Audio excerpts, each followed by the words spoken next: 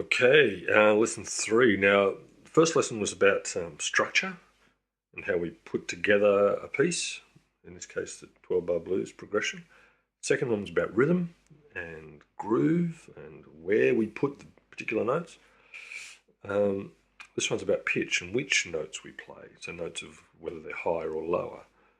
So the lowest note that we have here is the one that we play with our thumb generally on the bottom string, the bass string. I'm tuned to the key of G, so that's a G note there. That's a G note there. Yeah. And these other strings are tuned accordingly, so that they all sound good together, the right pitch. You know that already, I'm sure. That's a G, that one there's a G as well. They're an octave apart. Okay, you probably know that too. That 12th fret there's another octave. Okay, so from here to here, we have two octaves. That note there is exactly, that point there is exactly the midpoint of the string. So when you take a vibrating string and you make that vibration half the length, you go up an octave. If I were to divide that in half again at around about there, I'd have another octave, okay, because I've gone halfway between here and here and into there. So you divide the vibration by 2 and you go up an octave.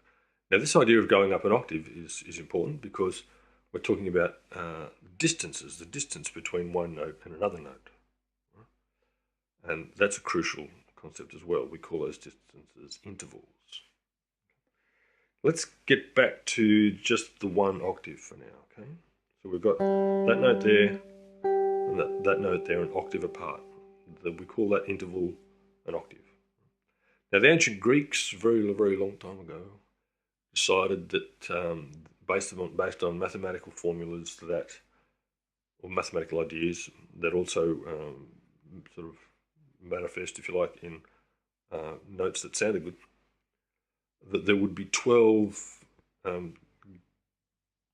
notes that we could play between here and here, right?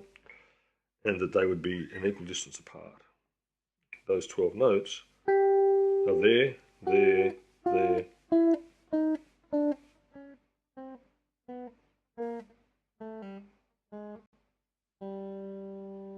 Okay. Look up the harmonic series, if you want to learn a little bit more about how that works. For now, it's enough to know that the smallest interval, gap, distance between two notes that we are concerned with is this distance here, from there to there, or from there to there. If I had frets on this guitar, you could see that between every fret we would have one of these smallest intervals. We call that interval a semitone. You can see here between the 9th and the 10th, that's the smallest interval. We call that interval a semitone. Two intervals we call a tone. So it's two semitones, that's a tone. So the distance from here to here is a tone. Now, the reason we talk about that is because it's important to be able to name the distances between notes. Right? Notes work not because that sound has a particular pitch. Right? That's not why I like it so much. The reason I like it so much is because when I play that, I can then go, and it sounds funky, and I can go back to there.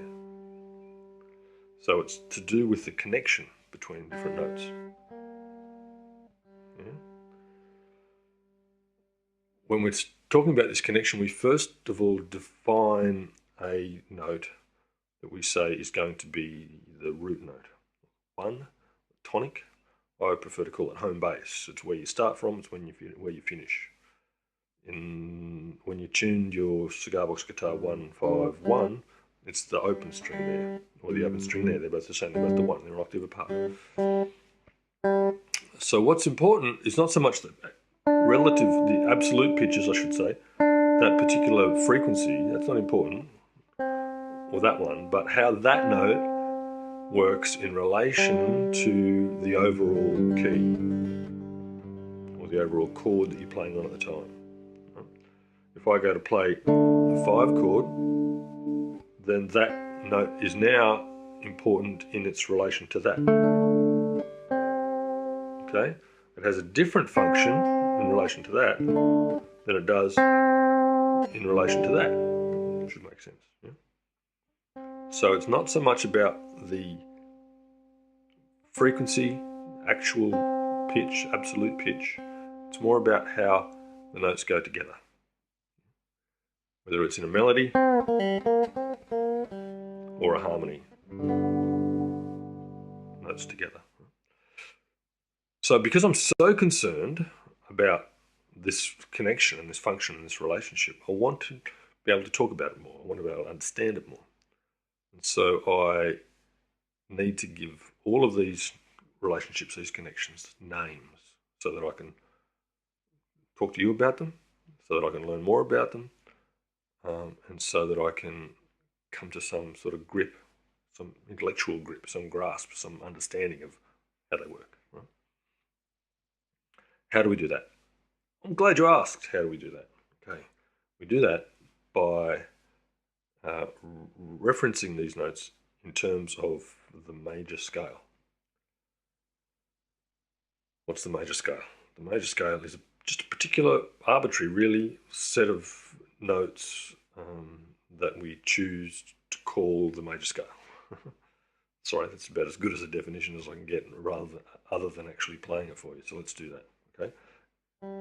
First note, second note, third note, fourth note, fifth, sixth, seventh, eighth. Do, a di, a fi, melody, re, a bucket full of sun, blah de blah. Yeah. Do, re, mi, fa, sol. There's your major scale. Let's play it again.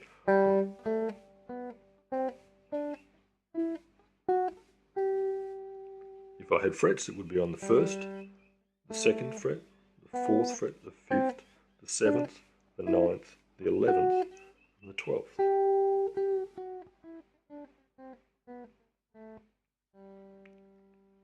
Now I call that note there a major third, because it's the third note in the major scale. I call the distance from here to here a major third, because it's the distance from the 1 to the major third. So that distance is a major third, the interval is a major third, and that note is a major third. Okay, so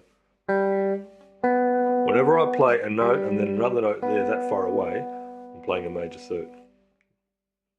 So what happens if I play that note and then that note? That's the same distance. We're just starting from a different point. That's still a major third, that distance. So the interval is a major third.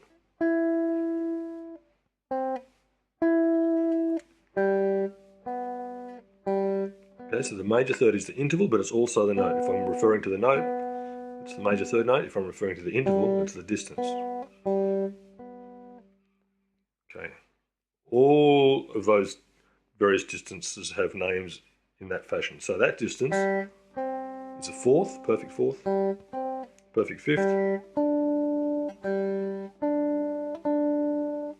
Okay, that's a large distance, isn't it? You wouldn't make a whole lot of melodies with that, but sometimes you do. That's a major sixth. That's a major seventh. That's an octave. Sixth, seventh. Okay, that's a major third. If I shorten that distance by a semitone, by a fret, and play that, I'm playing a minor third. Okay, hang on a sec, I've only just figured out what you're on a bit. Slow, I'm going to put a whole lot of stuff in this video. If you need to stop and take pause or play the scale again or whatever, just do that. Watch it a dozen times. I'm going to go through this real quick. There's a major third, that's a minor third. Once you've played it and heard it, it'll make more sense. Okay. Third fret's the minor third. So that distance between there and there, we call that a minor third. The distance between here and here, we also call a minor third.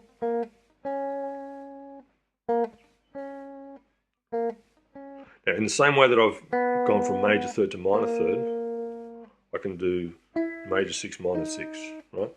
Perfect fifth, diminished fifth, flat 5. You can change all of those, and I'm not going to go through all that now. There's more in the notes. Enough for you to know first time through this, right, that the distances between the notes are important, and that we need to give them names. So that's how important they are. We need to name them. What we actually name them, you will learn over time, right? Because I'll just keep referring to them all the time. Okay? You'll refer to them yourself in your head as you're playing them. The main thing is that you can hear them anyway. And you will learn their names over time. Don't stress about that. Okay, there are names. We give them names. This is how we give them names, because of the scale. And the distances are important, and that's why we give them names. Right? Okay, so our major scale again. First, second, fourth, fifth, seventh, ninth, 11th, 12th. You're not going to use the major scale a lot when you're playing blues. You will use the minor pentatonic scale a lot when you're playing blues. So let's have a look at that. The first interval in a minor pentatonic scale is a minor third. The distance from the open to the third fret. The next one is a tone, or 2 semitones up to the 4 note. Another 2 semitones up to the 5 note, right? That's the 5 note because it's the 5th note in the major scale. Another minor third, or 3 semitones up to the flat 7 on the 10th fret. And then another tone to the octave. Remember I said that note there was the major 7? The one behind it, that note there on the 11th fret, is the major 7. The one behind it on the 10th fret is the flat 7. Strictly called the minor 7th, but we tend to confuse that a little bit because of the minor 7th chord, so everyone just calls it flat 7. The scale again: open, 3rd fret, minor 3rd, 5th fret, 4th, 7th fret, 5th, 10th fret, flat 7, octave on the 12th.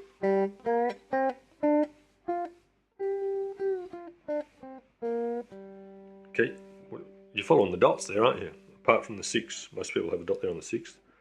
So if you forget about that 6 dot and follow the dots, you're playing a minor pentatonic scale. Major pentatonic scale is not used so much. Well, it is used. I don't use it that much, I should say. Maybe I should. Major pentatonic scale is a 5-note scale. Again, I should have said that before. Pentatonic means 5 tones, based around more of a major tonality. So it's 1, 2nd fret, okay, a tone there. 3rd fret to the 3, so it's the same as your major scale so far. You're skipping the 4 and playing the 5, and the 6, skipping the 7 altogether and going up to the octave. So it's open, 2nd fret, 4th fret, 7th fret, 9th fret, octave. A lot of country tunes, gospel tunes use the major pentatonic scale. The other one that we want to look at today is the blues scale. Now, the blues scale is simply the minor pentatonic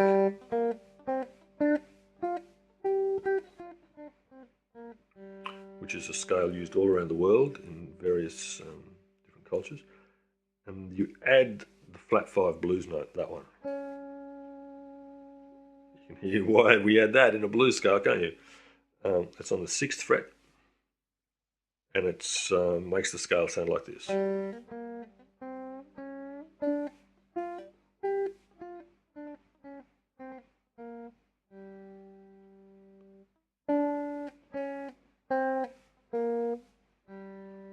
Okay, we most often, now we talk about tension and release.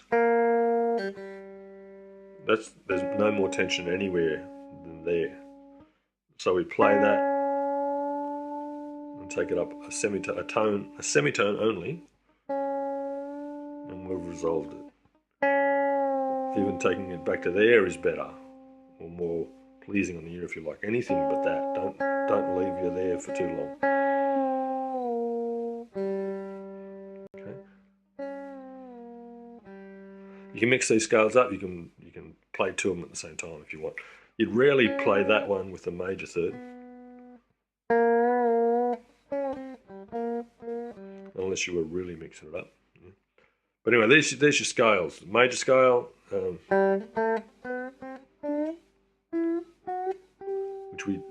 which is really the skeleton, if you like, of the rest of them. Minor pentatonic,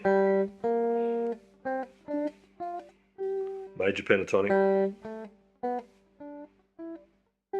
blues scale.